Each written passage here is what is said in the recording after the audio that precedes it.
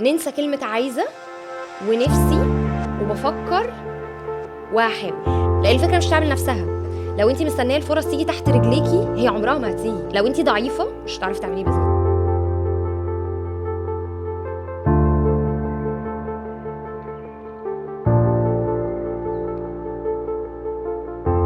يا اهلا وسهلا بكل اللي بيسمعونا. معاكم نادين علي Liberated Minds بودكاست، العقول المتحررة اللي اساسي بتركز على كسر الانماط الاجتماعية والنفسية وغيرها. والنهارده معانا ضيفة مميزة جدا وهي رانيا ايمن.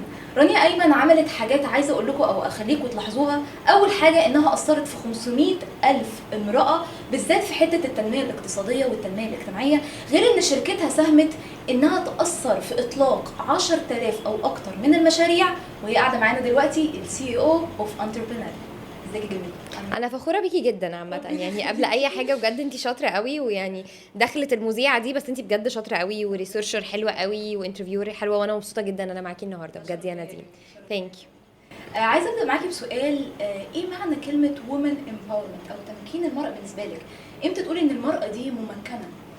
طيب هو انا مش بحب كلمه تمكين المراه او empowerment، لان empowerment معناها ان احنا بنعلي حاجه على حاجه، we're empowering حاجه على حاجه، فاحنا بنقول ان ست احسن من الراجل. احنا مش عايزين نعمل empowerment بالمعنى الراديكال بتاع التمكين، ولكن احنا عايزين يبقى فيه عداله اجتماعيه، بمعنى ان احنا عايزين الست تاخد الفرصه او الراجل ياخد الفرصه، اللي ياخدها هو الاكفأ، اللي شغال على نفسه اكتر، اللي اجتهد اكتر، يبقى في عداله. ما يبقاش عندنا مشكله انه لا انت ست فانت مش هتبقي مناسبه للفرصه دي، او انت عشان كذا، عشان انت مثلا هتحملي وتخلفي فهتاخدي اجازه، او ان انت مثلا ست فعندك مواعيد معينه، او whatever بقى القيود المجتمعيه اللي تبقى محطوطه. فاحنا دايما بنركز على فكره ان يبقى في عداله اجتماعيه او بالانس، جندر بالانس، ان الحاجه تبقى متاحه ويبقى الفرص موجوده. احنا دايما بنحاول في انتربرينال نبريدج الجاب او نعدي الفجوه بين الجنسين، او ان ما يبقاش في فجوه. والفيجن بتاعتنا ان احنا مش عايزين انتربرينال تبقى بتركز على ان احنا نبقى بنزق وبندعم الستات، ولكن بنمكن الستات والرجاله عشان نبقى مجتمع افضل. هي مش ان احنا عايزين الست عشان هي ست تاخد فرصه احسن، ولا الراجل عشان هو راجل يبقى بيتعامل مع الست بطريقه. احنا عايزين يبقى في عداله ومساواه في كل الفرص اللي موجوده. ازاي بشوف بقى ان ست ممكنه او بشوفها يعني ست واخده حقوقها؟ ان هي عندها حريه الاختيار احيانا. ومن من الصور النمطيه اللي بشوفها كتير قوي، ان لو واحده ست قاعده في البيت بيتقال عنها ان هي كسوله، او جوزها ضاغطها، او مش طموحه، او ايا كان. ودي صوره نمطيه خطا تماما. هي عندها الاختيار. هي لو عايزه تقعد في البيت تقعد في البيت، لو هي عايزه تشتغل تشتغل، لو هي عايزه تشتغل وبعدين تقعد تربي اولادها وبعدين ترجع لسوق العمل تاني برضو تقدر تعمل ده. فبالنسبه لي فكره التمكين او ان الست يبقى عندها كل الفرص او المساواه والعداله بتيجي ان هي يبقى عندها حريه الاختيار ايا كانت الحاجه اللي هي عايزاها. مش لازم ان الحريه دي تبقى اجبارها على ان هي تعمل حاجه معينه، يعني مش لازم كل الستات تشتغل، مش لازم كل الستات تقعد في البيت. الفكره ان الست تعمل حاجه اللي هي عايزه تعملها، او يبقى عندها الحريه ان هي تعمل ده. حلو قوي. انا عاجبني كونسبت اول الحريه، وكمان زي ما تقولي ايه، تعريف النجاح للمراه. والله انا ممكن ابقى شايفه ان بالنسبه لي مثلا انا المراه الناجحه مثلا رائده اعمال، حد تاني انا المراه الناجحه ان انا اهتم ببيتي ابني عيلتي. مش شرط ان احنا نمسك في سبيسيفيك ايمج او شكل معين من المراه وهو ده، يا اما بلاش. بالظبط ده اللي انا فاهماه منك. بالظبط. هو يعني ما فيش شكل واحد للست، زي ما اقدرش اقول ان كل الستات لازم تبقى بتعمل حاجة معينة، لان احيانا برضو من كتر الضغط على السيدات ان هي تبقى في قالب معين، اي ست مختلفة عني بتتوسم. يعني الستات اللي بتشتغل بتشوف الست اللي ما بتشتغلش كسولة، والعكس الستات اللي قاعدة في البيت لأيا كان الاسباب بتشوف الست اللي بتشتغل لو انت ضيعتي حياتك وعمرك وكذا وكذا وكذا. فاحنا لازم احنا من جوانا نتغير، ويبقى عندنا فكرة تقبل الآخر أو تقبل الاختلافات أيا كانت هي إيه. لازم نتقبل إن إحنا مش جايين من نفس البيئة، ومش جايين من نفس الباك جراوند، مش جايين من نفس النشأة بشكل عام. والمهم إن يبقى في تقبل. التقبل ده مش بس فكرة إن واحدة بتشتغل أو لأ، واحدة محجبة أو لأ، واحدة بتشتغل في مجال معين مثلا زي التسويق زي كذا زي كذا، واحدة بتبقى فريلانسر. مش كل الناس بتتقبل ده. يعني زمان كانت مش الست الشغل عامة من 9 ل 2 لو في الحكومه، من 9 ل 4 لو بره الحكومه. دلوقتي يعني ايه حد بيشتغل لحد الساعه 7 8 بالليل؟ يعني ايه شغل بيبتدي الساعه 12؟ فكره ان احنا نتقبل الاختلافات هو ده اللي بيدي المساحه من الحريه ان كل واحد يعمل حاجه اللي هو عايزها في اطار مش عايزه اقول المجتمع، في اطار الصح المتعارف عليه، مفيش حاجه، لان احيانا المجتمع بيحط اطارات برضو مش دقيقه 100%، ولكن باحترام الاعراف والتقاليد والعادات والبيئه اللي احنا فيها ومجتمعنا وكل الكلام ده وديننا طبعا قبل اي حاجه. ففكره ان احنا يبقى عندنا الاريحيه من التقبل، بيتهيالي هي دي الحاجه الاساسيه اللي محتاجين نبقى دايما مركزين فيها، ستات ورجاله. صح 100% معاكي في الحته دي. عايزه برضو من الكلام اللي انت بتقوليه افهم منك اكتر، هي انتربرينال الفكره جات لك امتى؟ هل كان تشالنج في حياتك، حاجه كانت صعبه في حياتك، ولا كانت حاجه شفتيها والهمتك والله انا عايزه اعمل ده؟ انا بدات انتربرينال يا نادين يمكن وانا اصغر منك شويه، بداتها وانا عندي 22 سنه. انا خريجه تجاره انجلش جامعه عين شمس، ودرست رياده اعمال ودرست بيزنس وكل الكلام الحلو ده. ولكن لما جيت بقى لسوق العمل او جيت اعمل مشروعي، اشتغلت طبعا في كذا مكان قبل ما اعمل انتربرينال، وكان دايما عندي اسئله، عايزه اعرف حاجات. يمكن ما كانش في ساعتها الكلام ده في 2015 2014، ما كانش في زي دلوقتي مجال رياده اعمال وايكو سيستم وناس تساعد وكذا، ما كانش في كل الكلام ده، يعني كان التوجه شويه مختلف. فكنت كل ما اسال حد مش عارفه، مش لاقيه ناس شبهي، او بلاقي جروبس رجاله قاعدين وانا يعني بيساعدوا، بس انا باحرج اسالهم، يمكن مشاكلهم غير مشاكلي انا. طب اشرح ازاي لحد ان انا عندي ميعاد في البيت لازم ما اتاخرش عنه؟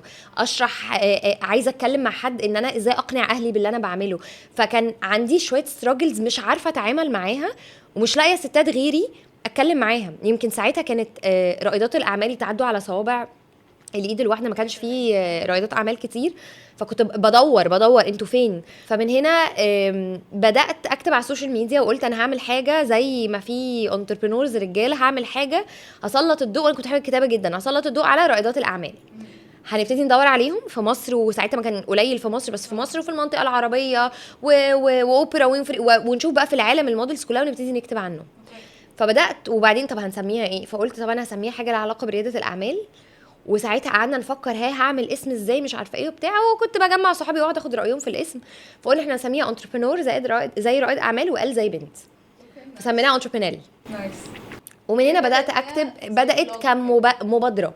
انا بعمل حاجه جنب شغلي وبشتغل، كنت ساعتها بشتغل فول تايم في شركه مالتي ناشونال، يعني شركه كبيره. كنت بعمل ده سايد هاسل، وما كنتش مستنيه منها فلوس، وما كنتش مستنيه منها اي حاجه، بس سبورت عشان انا عايزه اعمل مشروع ومش عارفه اعمل مشروع.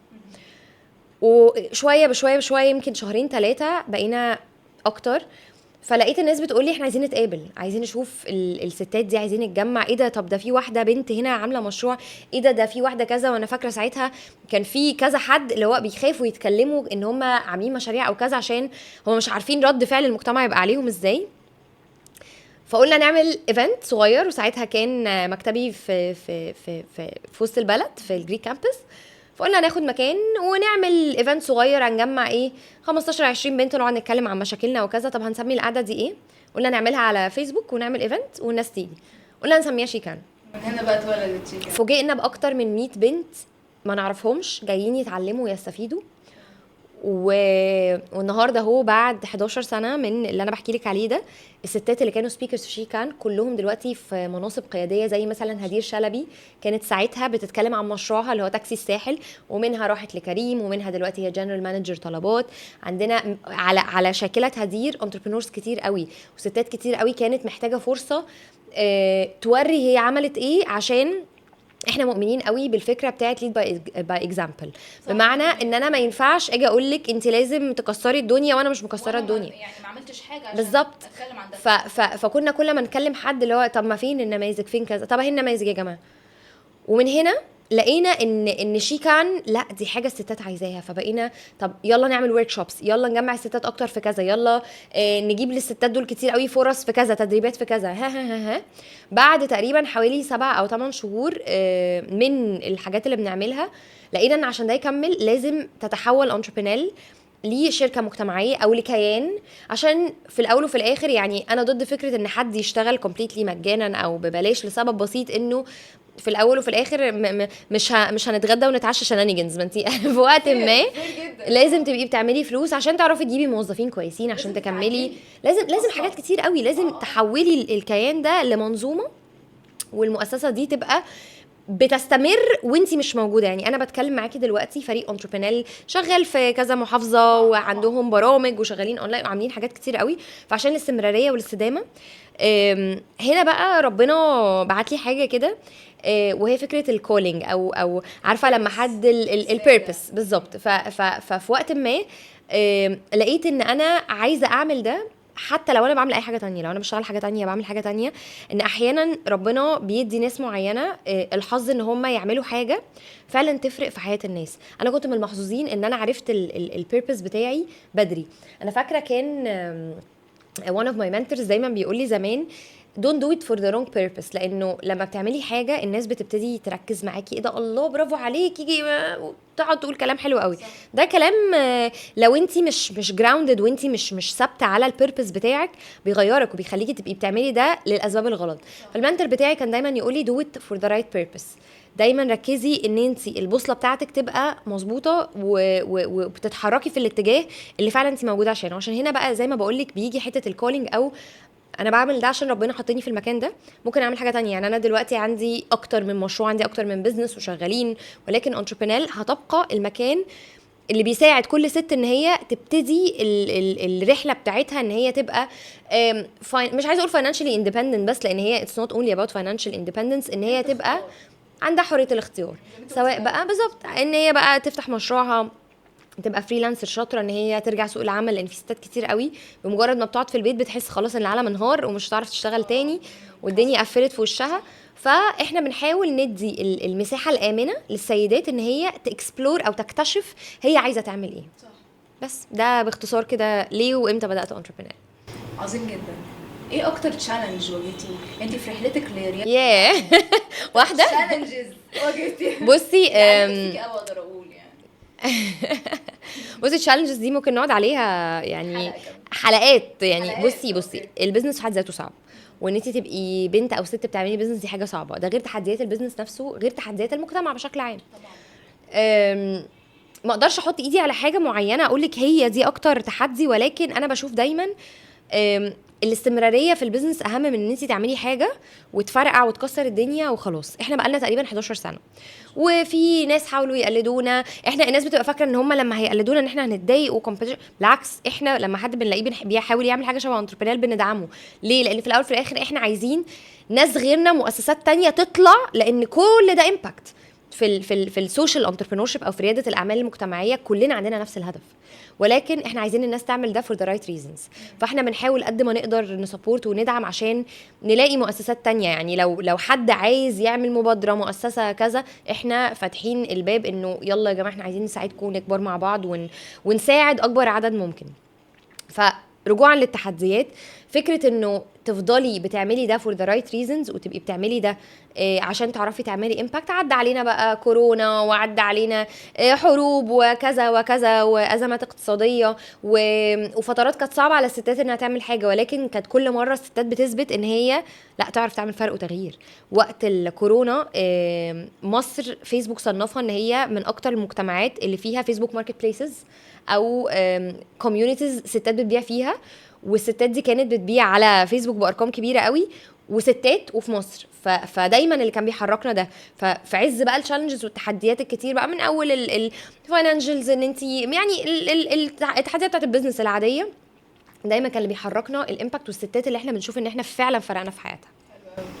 بس هنا اكتر عايزه اتكلم على التشالنج اللي ممكن يكون لمسك بشكل شخصي، تشالنج اثر فيكي بس رغم كده انت اوفركيمت. ما هو في حاجات كتير قوي، بس يعني لو احط ايدي على حاجه دلوقتي، بصي في حاجات بتبقى internal وحاجات بتبقى بره عن ايدك، زي السوق زي الماركت واللي بيحصل فيه. فدي يعني دي على كل الناس. يمكن الانترنال عشان بدأت صغيره قوي، فتعلمت حاجات كتير قوي بالطريقه الصعبه او بذا هارد واي. الحمد لله كان ربنا دايما بيوقف لي منتورز وناس تساعدني، ولكن في حاجات كتير قوي درستها. يعني انا في الاول زمان ما كنتش مثلا، مش عايزه اقول مديره شاطره، بس انا ما كنتش عارفه اللي هو انا سني من سن الناس اللي معايا، ومش برضو هي مش سن، بس انا مش عارفه اتعامل معاهم، يعني انا اديهم ايه واعمل ايه. ففي اوقات كتير قوي كنت انا ببرن اوت وببرن اوت التيم. يعني انا فاكره كان بيبقى في استقالات جماعيه من انتربرينور في اوقات ما كنت صغيره ومش عارفه مانج، سنه سنه اتعلمت ومع الوقت بقيت اللي هو بحاول قد ما اقدر ان انا لا اراعي ده، مش عايزه مثلا التيم يبقى كذا. فطبعا التحدي بتاعي ان انا بيرسونالي اديفلوب عشان ابقى شخص احسن، عشان اعرف ادير المؤسسه. لان في الاول وفي الاخر لو انا هبقى شخص وحش فانا المؤسسه مش هتكمل، فالمؤسسه هتبقى بتاذي اكتر ما بتفيد. ولكن فكره ان البني ادم يشتغل على نفسه ده اكبر تحدي. وهنا بقى نرجع للنقطه بتاعت الغرور والايجو. انت لما بتعملي حاجه زي ما بقول لك ال 15 minutes of fame، ان انت تبقي فاكره خلاص ان انت بقيتي جامده والناس بتتكلم عنك وبرافو عملتي امباكت، اللي هو خلاص انت عملتي كل حاجه، قفلتي الجيم. ففكره ان انت تبقي جراوندد وتفتكري انت بتعملي ده ليه، وان انت دايما تبقي مشمره كمامك وبتشتغلي. يعني من اكتر الحاجات اللي ببقى نفسي، وده سبب من الاسباب ان انا موجوده معاكي النهارده فعلا، ان انا عارفه ان في جنريشن كتير قوي من الاصغر مني بيتفرجوا على البودكاست دي. اوحش حاجه ممكن الانسان يعملها في نفسه انه يقرر يشتغل مدير ويفصل نفسه. بمعنى ايه؟ بمعنى انه لازم ايدك تبقى في الشغل، لازم تديليجيت، طبعا لازم يبقى التيم بتاعك بيعرف يتصرف، ولكن لازم ايديكي تبقى في الشغل طول الوقت. ما ينفعش نبقى قاعدين على جبل عالي ومستنيين الشغل يتعمل، الشغل مش هيتعمل لوحده. ففكره ان انت زي ما بنقول مشمره ودايما جاهزه وبتشتغلي مع التيم، هو ده اللي هيحرككم. لان لو انت بقى عندك الحته بتاعت ما الدنيا ماشيه هتقع. لان الليدر الشاطر هو اللي بيخلي التيم اللي معاه عايز يشتغل، مش بيخليه اللي هو لا اشتغل. هو مرحله الكرباج دي خلصت من زمان قوي، يعني ما بقاش الموديل ده مع جان زي بالظبط. بيبقى however للاسف نظرا لحاجات كتير قوي لسه في ناس بتتعامل بالطريقه دي. يمكن I learned it the hard way، بس I learned it early on. فنفسي الشباب الصغير، انا شايفه ان جان زي فيهم ناس كتير قوي عايزه تبتدي، يعني من قبل حتى ما تجرب الكوربريت لايف عايزين يعملوا حاجات. فنفسي stay grounded. اهم حاجه خليكي على الارض، خليكي دايما رجليكي لامسه الارض او رجليك لامسه الارض، عشان الرحله فيها حاجات كتير قوي، وهتعدي بتشالنجز وهتعدي بايام حلوه قوي هتطيرك لفوق. بس خلينا عارفين ان في الاول وفي الاخر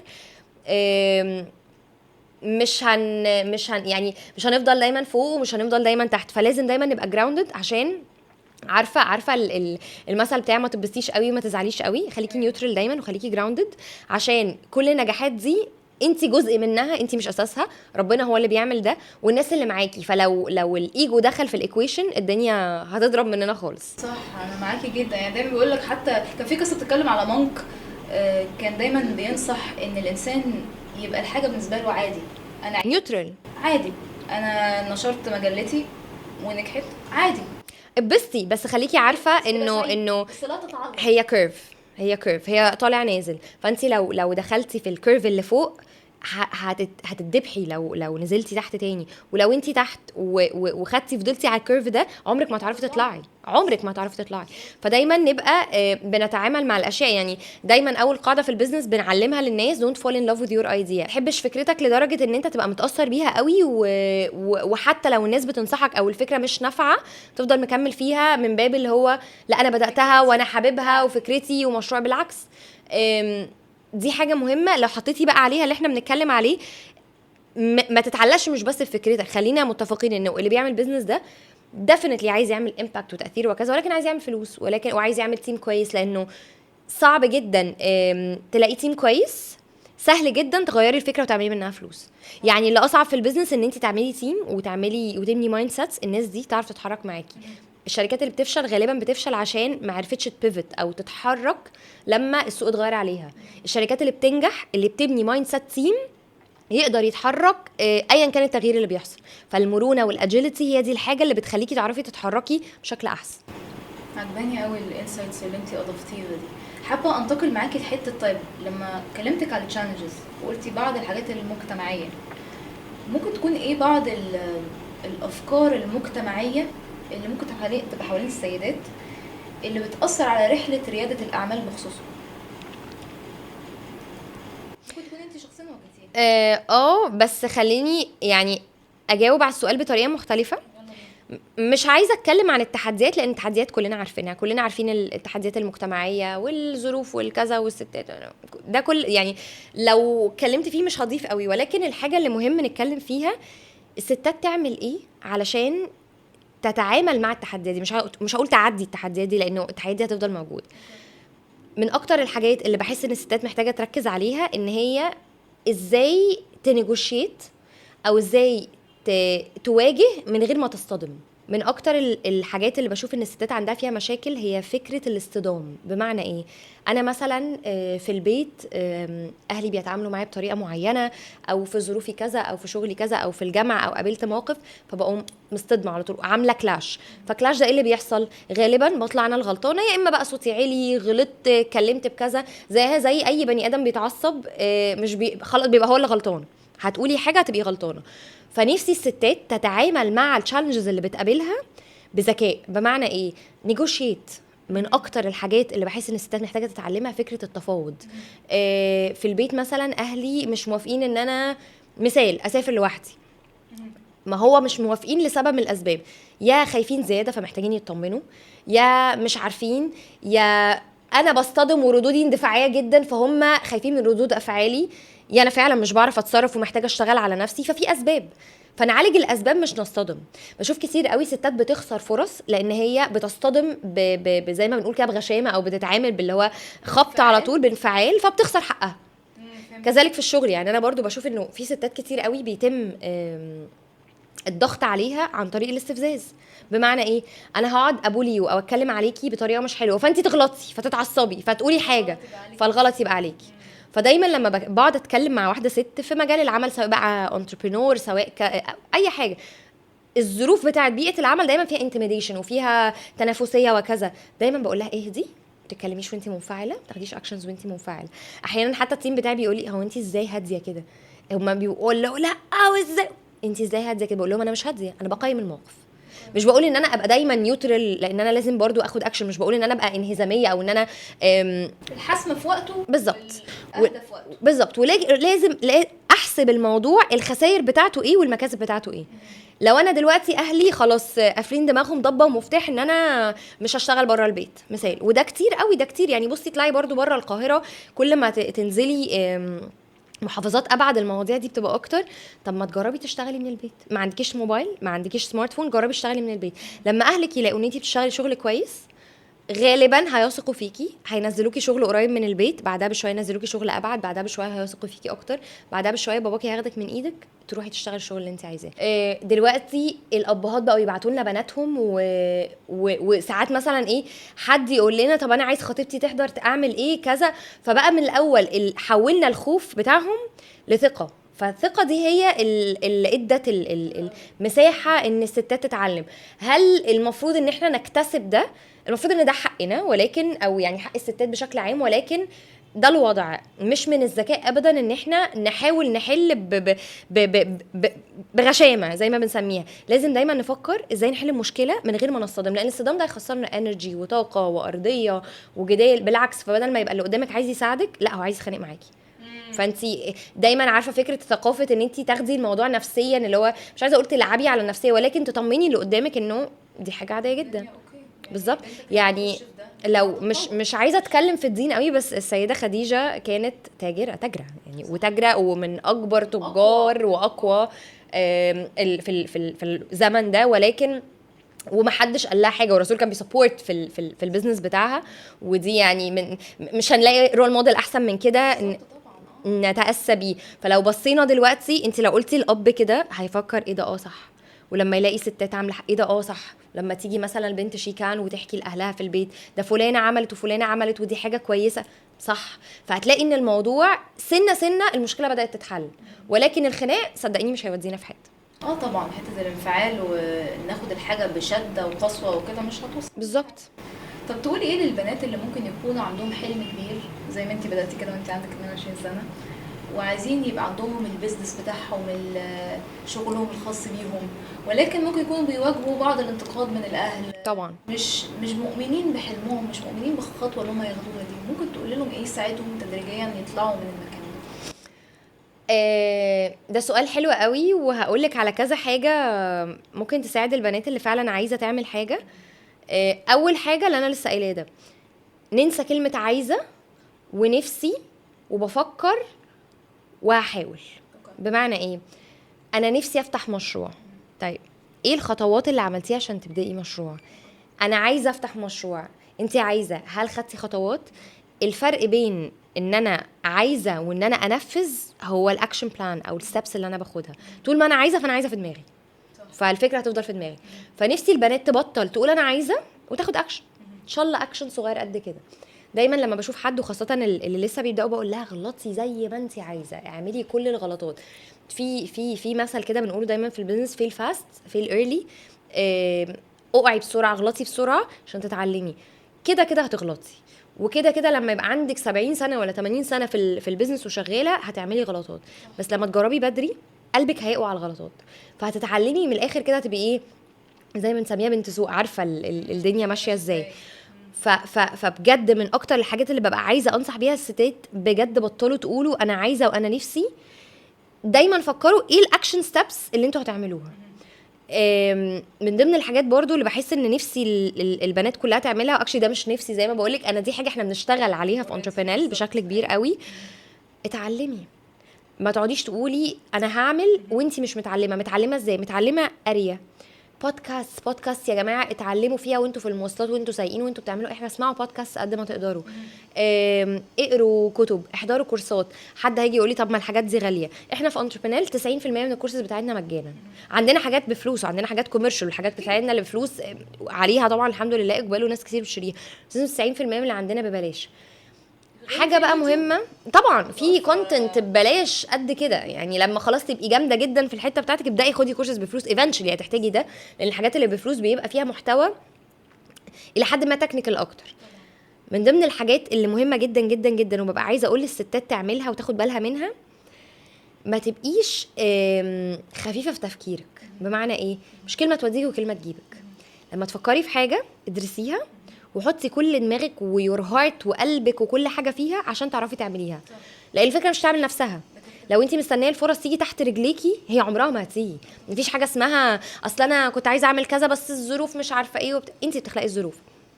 كنت بتكلم مع حد من صحابي لسه من شويه وانا جايه في الطريق، يعني صاحبتي دي بجد بعزها جدا وبحترم كلامها جدا، بتقولي انا ما بحبش البنات الضعيفه. قلت لها تصدقي صح، البنات الضعيفه اللي هي هل هي ضعيفه جسديا، هل هي ضعيفه في مخها؟ البنات الضعيفه هي البنات اللي ما بتشتغلش على نفسها فما بتتطورش.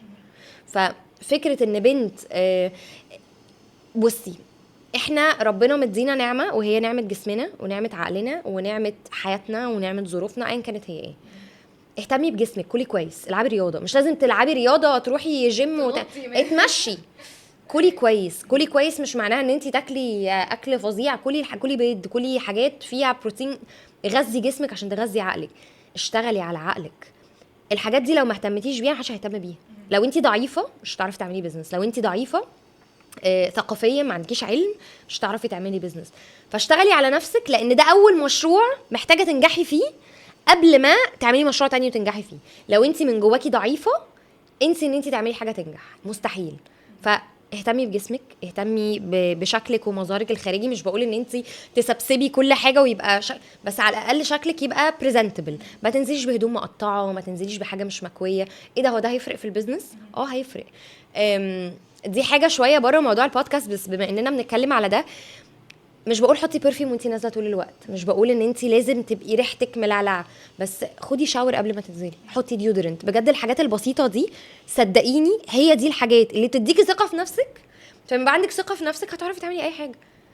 لكن لو انتي من جواكي مش واثقه في نفسك، بقى جسمك مش متظبط، شكلك مش حلو، ريحتك مش حلوه، فاضيه، فانتي قاعده مع ناس مفيش محتوى، مفيش لغه حوار، عمرك ما هتنجحي. لانه في الاول وفي الاخر لو انت ضعيفه كهشه كشخصيه او كجسم مش هتكملي.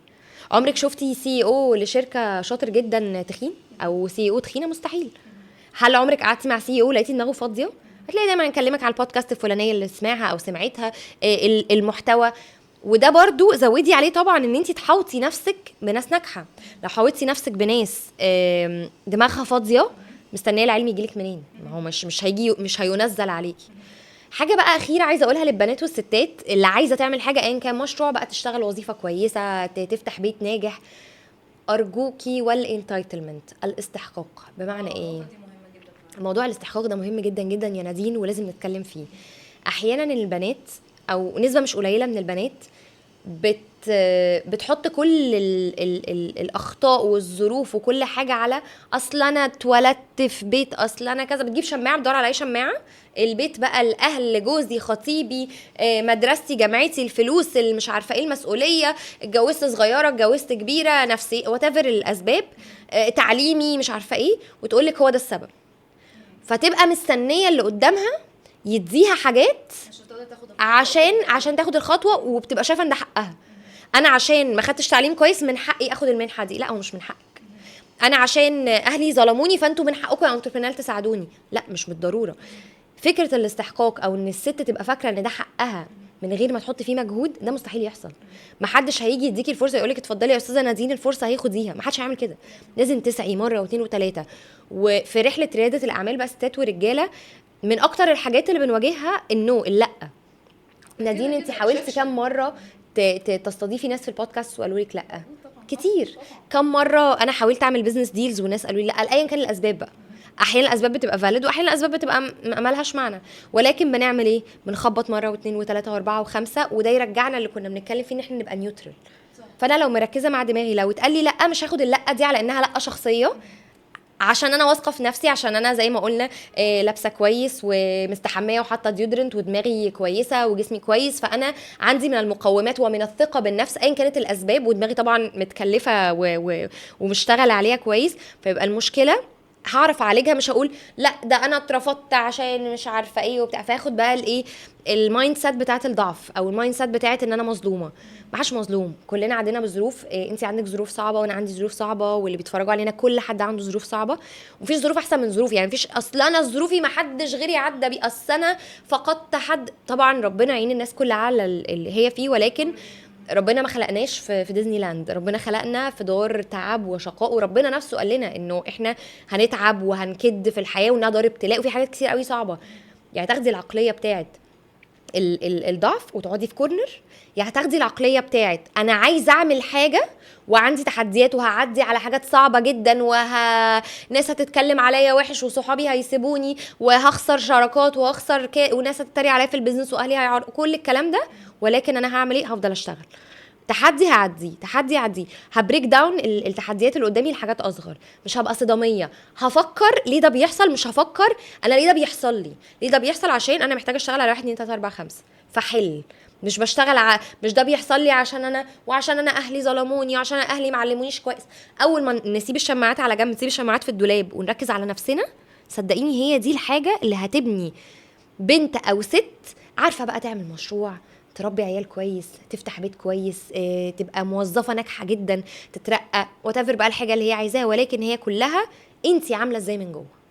حلو قوي الاضافه دي، وحابه ريفلكت على اللي صاحبتك قالته بخصوص ممكن تكون العقليه الضعيفه والعقليه القويه when it comes to المراه. انا مؤمنه جدا ان احنا كلنا اتولدنا بقوه داخليه قويه جدا، ولكن ممكن تكون الحاجات مثلا حد بيمر بيها استنباطه للحدث او ترجمته للحدث، ان عشان عديت بده فانا بقيت كذا، او عشان عديت بده انا غير كلنا عندنا تراماز يا نادين، وكلنا اهالينا يمكن اثروا معانا بشكل او باخر، وكلنا عدينا بمشاكل، وكلنا اتعرضنا لفقد لناس بنحبها، سواء بقى سبقونا عند ربنا او سواء بقى سافروا وهاجروا حصل كذا. كلنا فقدنا صحاب، كلنا خسرنا ديلز، كلنا عدينا بامتحانات صعبه. يمكن ساعات ربنا بيدي امتحانات تقيله للناس اكتر، بس ربنا ما بيديش امتحان صعب غير بالظبط ده 100%. فلو انت في امتحان وبتبقي اللي هو خلاص بتنهار، مش بقولك ان انا ببقى طول الوقت بقى عارفه انا بعمل ايه، بالعكس بيجي لنا وقت بزعل وبعيط وبزعل، بس في قاعده كده واحده صاحبتي علمتها لي. انا صحابي زي ما بقولك هي السيركل اللي حواليكي هي اللي بتعلمك كل حاجه. فواحده صاحبتي علمتني حاجه، قالت لي الزعل 3 ايام. مره كنت زعلانه قالت لي رانيا الزعل 3 ايام، بعد ال3 ايام تقومي تغسلي وشك وتنزلي نشوف اللي ورانا، احنا مش فاضيين. ففكره ان انتي هتزعلي ده طبيعتك كبني ادم، واحنا كستات ربنا خلقنا عندنا ايموشنز وعندنا مشاعر وبنتاثر، ودي حاجه ما تعبناش في حاجه، ربنا خلقنا كده عشان احنا حتى في الشغل بيبقى عندنا امباثي عالي جدا. 3 ايام زعلتي خلاص قومي شوفي اللي وراكي. مش بقول ان انتي لو فقدتي حد مثلا مش هتزعلي ومش هتجريف، ولكن دي حاجه مكمله معانا، خلاص ده لاين جديد او طبقه جديده اتحطت في حياتنا واتحطت على شخصيتنا and we'll act with it. هيجيلنا لحظات زعل، هيجيلنا لحظات هنفتكر، ولكن هنعمل ايه؟ يا هنستسلم يا هنقوم ونكمل. ولو قررنا ان احنا نستسلم ما نطلبش من حد بقى يساعدنا. خلاص لو انت مش هتحطي المجهود ان انت تساعدي نفسك ما تستنيش ان حد يجي يساعدك. مستحيل يحصل، لان لو انت مستنيه حد فده استحقاق، ما حدش هيجيلك. الناس هتروح للي بيحاول وبيسعى وبيفشل، بس بيفشل وهو رافع ايده وبيحاول وبيجرب مره واثنين وثلاثه واربعه وخمسه. حلوه الاضافه دي يعني. حابه برضو اسالك، طيب حلو دي العقليه، طب كمهارات للستات ايه المهارات اللي ممكن ينموها اللي تساعدهم في رحله رياده الاعمال؟ اولا negotiations، زي ما بقولك فكره التفاوض. لازم كل ست تشتغل على مهاره التفاوض بتاعتها، تعرف ازاي تتكلم، ازاي تبقى presentable بشكل او باخر، وتتعلم حاجه دي. وبرضو دي حته يعني كويس ان انت يو منشند النقطه دي يا نادين. مش معنى ان انا خدت كورس ديزاين ان انا الشركه تعيني جرافيك ديزاينر، لان في مليون غيري خدوا الكورس اكشلي كورسات واشتغلوا على نفسهم. فمش معنى ان انا خدت كورس ولا 2 ان انا كده بقيت جامده. جربي بايدك، انزلي انترنشيبس او انزلي تدريب ببلاش، روحي لحد شاطر. لو انا مثلا عايزه اعمل بودكاست هكلم نادين ومش هتكسف اكلم نادين، يا نادين علميني. غالبا نادين هتعلمني. ليه؟ لان نادين مستفيده ان في حد بيساعدها وهتعلمني وعادي، والماركت كبير. بالظبط، وخدتي الخطوه. يعني انا عمري ما كنت هعرف ان نادين عامله بودكاست حلوه غير لو نادين بعتت لي. تمام. عمري ما هعرف ان فلانه شاطره في السيلز غير لما هي تقدم نفسها. انا بجد بنسبه 60 او 70% من التعيينات اللي بتحصل في انتربرينور بتحصل لما بقابل حد بيجي يقول لي هاي انا شاطر في كذا واشتغلت في كذا وعايزه اشتغل. عندنا حد في التيم، مش هقول هي مين بس هي عارفه نفسها، بعتت لي 4 أو 5 ايميلات ريمايندر، هاي مساء الخير انا عايزه اشتغل معاك وانا بعمل كذا كذا كذا، ونسيتها. بعدها مش بعتت لي تاني. فعلا ما كانش عندنا فرصه ليها. اول ما بقى في فرصه هي اول واحده كلمتها، ودي من اشطر الناس اللي موجوده عندنا دلوقتي في انتربرينور. فدايما اللي بيسعى ربنا مش بيضيع التعب. ممكن ربنا يديكي النتيجه بتاعه المجهود بتاعتك دي في حته تانية، بس 100% مفيش مجهود بيروح. فانت قلتي النيجوشيشن سكيلز والسعي المستدام، ايه كمان؟ زي ما بقولك ان انت تتعلمي سكيل معينه. يعني تعلمي سيلز، تعلمي ماركتنج، تعلمي ديزاين، تعلمي حاجه بس مش تعلميه على انك تاخدي فيها كورس. ادخلي فيها بكلك. مش معنى ان انا خدت كورس ولا دبلومه ديجيتال ماركتنج ان انا بقيت جامده في الديجيتال ماركتنج. افضلي طوري في نفسك. شوفي الناس اللي بتقدم ده. اهم مهاره يا نادين مهاره التعلم، ومهاره ان انت تفضلي دايما دؤوبه ان انت تعرفي. اول ما تقولي انا بقيت جامده يور دون. شوفي الناس اللي بيشتغلوا على الحاجه اللي انت عايزه تشتغلي فيها دي، اتكلمي معاهم، احضري ايفنتس، احضري فعاليات، ما تتكسفيش تسالي. اهم مهاره تتعلمي ازاي تتعلمي. لو عرفتي ازاي تتعلمي هتعلمي اي حاجه في الدنيا. لكن لو انت مستنيه المعلومه في بقك بالمعلقه مش هتروحي اي حته.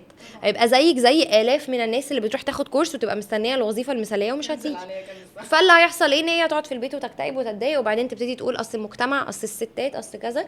لو في ست شاطره وانا بقول لك الكلام ده وانا مسؤوله عنه، واللي شايف ان الكلام ده مش صح يجي يعاركني من الاخر بقى. لو واحده ست شاطره في اللي هي بتعمله ايا كان هو ايه هتشتغل وتنجح فيه. بمعنى انه الظروف دي كلها بتتيسر لو انتي شاطره في اللي انتي بتعمليه. مستحيل شركه تروحي لها وانتي شاطره في حاجه معينه يقولوا لك لا احنا مش هناخدك عشان انتي ست. ما تديش الجزء بتاع ان انتي ست او ان انتي محجبه او ان انتي كذا او ان انتي ظروفك كذا مجال انها تبقى الشماعه. اشتغلي على نفسك. طبعا في برسنتج قليله جدا بتحصل، ولكن لو مكان مش عايزك فهو الخسران لان انت كويسه. فلو انت عندك الكونفيدنس والثقه بالنفس اللي كنا بنتكلم عليها، اللي هو هيجي حد يقول لي ايوه انا عايز اشتغل على الكونفيدنس، انا مش عايزه اشتغل على الكونفيدنس، انا هجيب ورقه وقلم واكتب انا محتاجه اعمل 1 2 3 4 5 خطوات عشان يبقى عندي كونفيدنس، عشان يبقى عندي كونفيدنس واعرف ازاي اتعلم واتعلم حاجه ايا كانت بقى. تروحي تعلمي ازاي تعملي مراكب فضائيه، ازاي تعملي اي حاجه بقى. هتروحي المكان هينبهروا بقد ايه انت عندك ثقه في نفسك، ثقه مش غرور. مستحيل يرفضوكي، مستحيل. ما اصل ازاي انا لو لقيت حد شغال ودؤوب وبيتعلم وبيطور من نفسه، هل في شركه مش تبقى عايزه ده؟ طبعا لا. ثانك يو سو ماتش يا رانيا على الحلقه المليانه انسايتس. اتمنى كل ست عايزه تبدا رياده الاعمال تتفرج على الحلقه دي، تستفيد من الانسايتس بتاعتك ومن خبرتك، لان الامباكت اللي انت بتعمليه فعلا عظيم. استمري، واتمنى الحلقه دي فعلا تلمس اي حد كان مستني العلامه انه يبدا. انا نفسي الستات ما تكسلش، انا نفسي الستات تتشجع. لو قررت تقعد في البيت تبقى عامله كده عشان هي عايزه ده، مش عشان هي مش لاقيه فرصه. يا بنات ويا ستات ارجوكوا خلوا عندكوا ثقه في نفسكوا، وده هيجي لما تشتغلوا على نفسكوا نفسيا وجسديا. لو انتم مهتمين بنفسكوا جسديا قوي اهتموا كمان بفكريا، لو انتم مهتمين بفكريا ما تنسوش انه ان لبدنك عليك حق. فارجوكوا اشتغلوا على نفسكوا ما تستسلموش لو حد حاول يضايقكوا ينتميديتيو يقلل منكم. بالعكس انت لو واثقه في نفسك هتبقي عارفه ان المشكله مش فيكي طالما انت محاوله ومشتغله كويس على نفسك بشكل او باخر. كده وصلنا لنهايه الحلقه بتاعتنا، اتمنى كانت تكون مفيده ليكم. لو عايزين تتابعوا كل جديد ما تنسوش تعملوا لنا سبسكرايب. بشوفكم على خير الحلقه الجايه. باي باي.